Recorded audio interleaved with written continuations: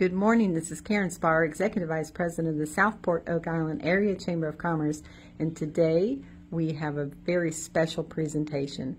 And Bradley Narron on the Chamber Board of Directors and also the Chairman of the Small Business Awards is going to make this presentation. Thanks, Karen.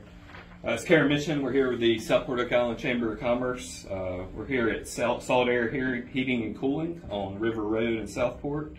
Solid Air specializes in residential and commercial HVAC installation and service from their two offices, Wilmington and Southport.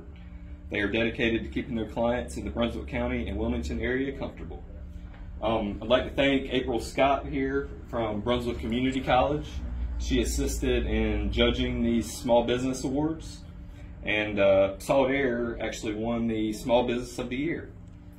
Solid Air is a great example of entrepreneurship. From their home, they started with a dream, a phone, a truck, and began knocking on doors offering to assist with HVAC needs. Today, you can't drive down many streets without seeing a truck or a billboard. They've expanded to 2 offices and 35 employees while providing over $1.6 million through payroll in just 10 years. Solid Air, you are truly a part of the backbone of Brunswick County. Yay!